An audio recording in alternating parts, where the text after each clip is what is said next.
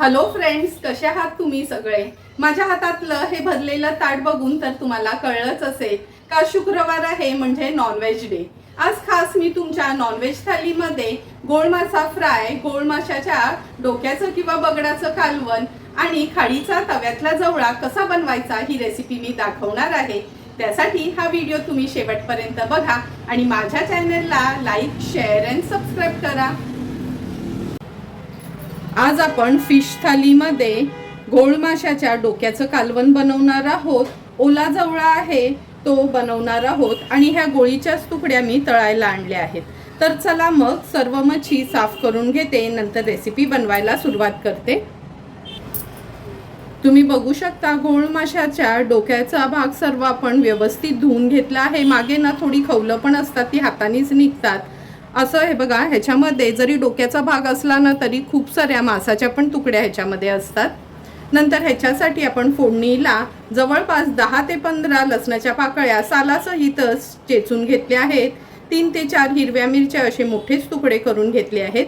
आपण हा रश्मीज रसोईची हळद यूज करणार आहोत, अर्धा चमचा। नंतर रश्मीज रसोईचा हा आगरी कोळी मसाला आहे, हा आपण 2 मोठे चमचे भरून यूज करणार आहोत। तुम्हाला जर या मसाल्याची ऑर्डर द्यायची असेल किंवा हळद मागवायची असेल तर तुम्ही मला नक्की कमेंट करून सांगा, घरपोच हे मसाले तुम्हाला अवेलेबल असतील। नंतर ह्या गोळीच्या डोक्याच्या कालवणासाठी वाटण वाटणार आहोत। त्यासाठी अर्धा वाटी सुकं खोबरं खिसून भाजून घेतलं आहे। 7 ते 8 लसणाच्या पाकळ्या, आल्याचा तुकडा, नेहमीप्रमाणेच माझं वाटण पण तयार असतं, हे असं आपण वाटण काढून घेतलं आहे। 4 ते 5 कोकमाची टापं आणि चवीप्रमाणे मीठ यूज करणार आहोत। तर चला मग लगेचच कालवणाला फोडणी देऊया। गोड माशाच्या डोक्याचं कालवण करण्यासाठी गॅसवर आपण हे मोठं पातेलं ठेवलं आहे। 2 टेबलस्पून एवढंच तेल घेणार आहोत। तेल पण छान गरम झालं आहे। फोडणीला त्या लसणाच्या पाकळ्या आणि हिरव्या मिरच्या घालूया। आम्ही ह्या गोळीच्या कालवणातनं कांदा वगैरे वापरत नाही, असं लसणावरच करतो।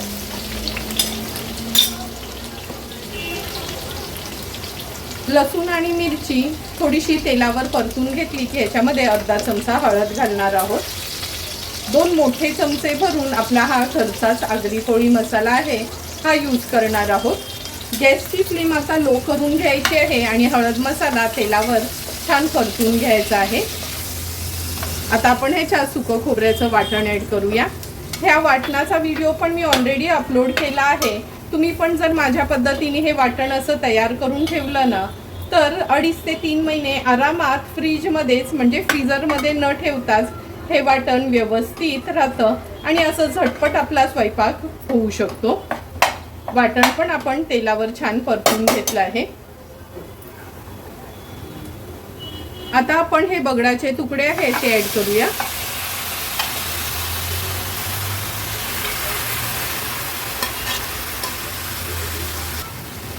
मच्छी व्यवस्थित मसाल्यात मिक्स करून घेते।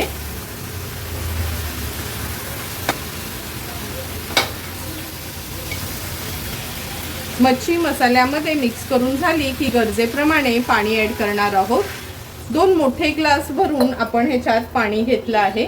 तुम्ही तुमच्या गरजेप्रमाणे कमी जास्त पाण्याचा वापर करू शकता। हे बगडाचं कालवण किंवा हे डोक्याचं कालवण आहे ना, थोडं पातळ असलं का चवीला छान लागतं।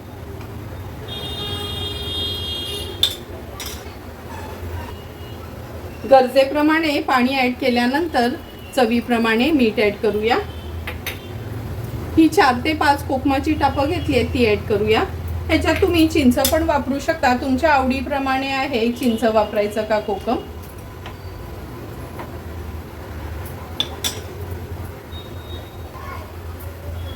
आता गॅसची फ्लेम हाय ठेवते आणि हाय फ्लेमवर ह्या बगडाच्या कालवणाला किंवा गोड माशाच्या डोक्याच्या कालवणाला छान उकळी काढून घेणार आहोत।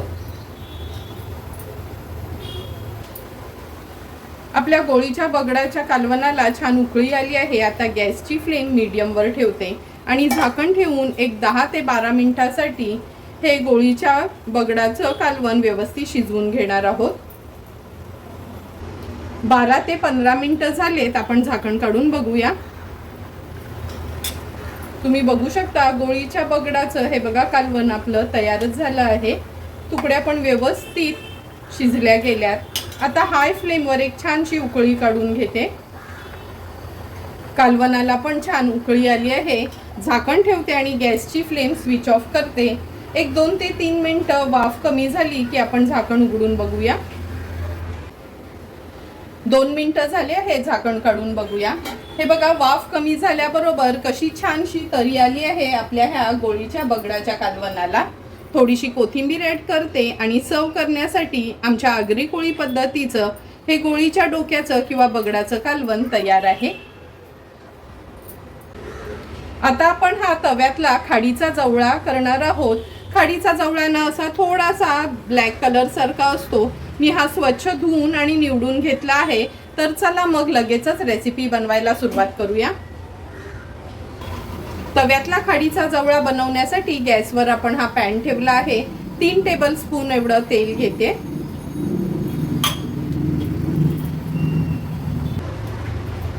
तेल पण व्यवस्थित गरम झालं आहे। 2 मीडियम साईजचे कांदे आणि 2 हिरव्या मिरच्या घेतल्या आहेत, त्या ॲड करूया।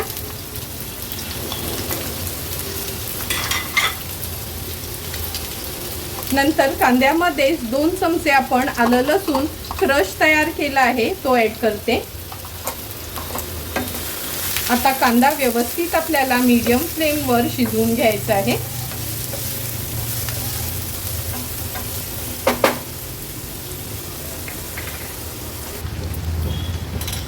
कांदा पण व्यवस्थित शिजला गेला आहे। आता आपण ह्याच्यामध्ये अर्धा चमचा हळद घालूया। एक मोठा चमचा भरून आपला हा रश्मीज रसोईचा मसाला ॲड करणार आहोत। आता हळद आणि मसाला तेलावर छान आपल्याला परतून घ्यायचा आहे।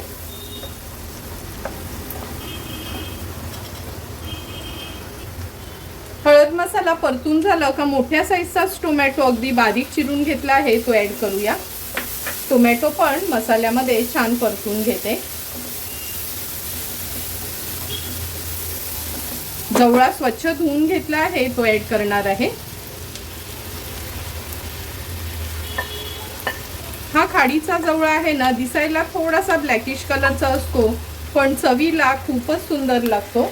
यातला तुम्ही जरी सुका जवळा आणला ना, तो पण खूप छान लागतो।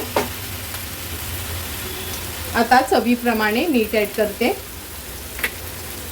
कैरीचा सीझन चालू आहे, त्यामुळे जवळ्यामध्ये मी ही अर्धी तोतापुरी कैरी आहे ती ॲड केली आहे। जवळा व्यवस्थित मसाल्यामध्ये आपल्याला मिक्स करून घ्यायचा आहे। फक्त लक्षात ठेवा, जवळा असा मिक्स करताना ना एकेका साईडने असा परतून घ्यायचा, म्हणजे तो मोडत नाही, व्यवस्थित राहतो।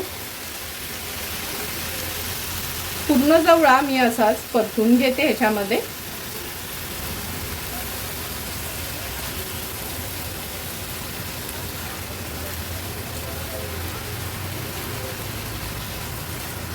व्यवस्थित मिक्स करून झालं की अगदी 2च कोकमाची टापं ॲड करते, कारण का कैरी घातलं आहे त्यामुळे थोडासा आंबटपणा आता कैरीचा उतरतो जवळ्यामध्ये।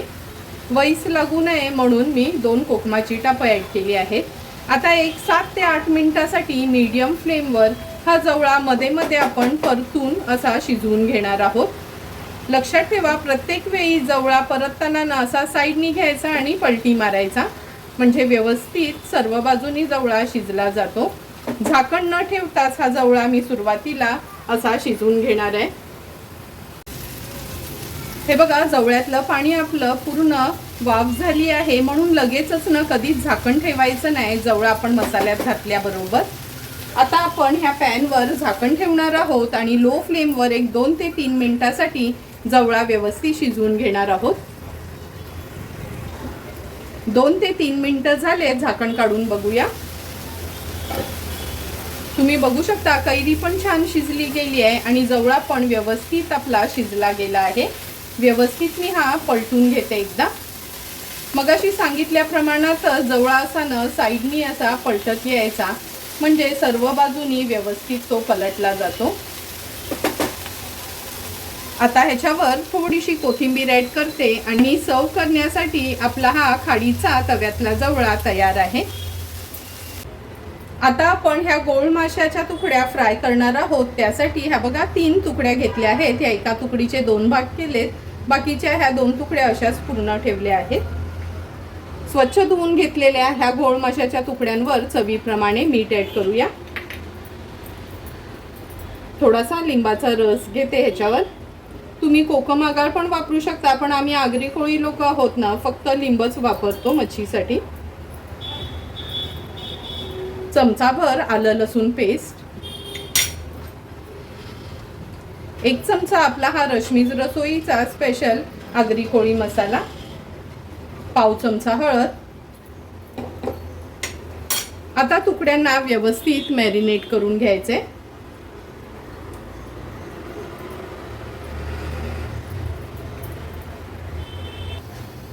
हे बघा, तुकड्या कोळीच्या आपण ह्या व्यवस्थित मॅरिनेट करून घेतल्या आहेत. एका बाजूला पॅन पण गरम करत ठेवला आहे मी. आता ह्या पॅन मध्ये अगदी 2 टेबलस्पून एवढंच तेल घेणार आहोत. मच्छी तळायला खूप जास्त तेल वापरत नाही आम्ही, नेहमी मच्छी शॅलो फ्रायच करत असतो. तेल व्यवस्थित तापून घ्यायचं आहे. तेल व्यवस्थित गरम झालं आहे. आता गॅसची फ्लेम लोवर करते आणि एक एक करून ह्या गोळीच्या तुकड्या तेलावर सोडते.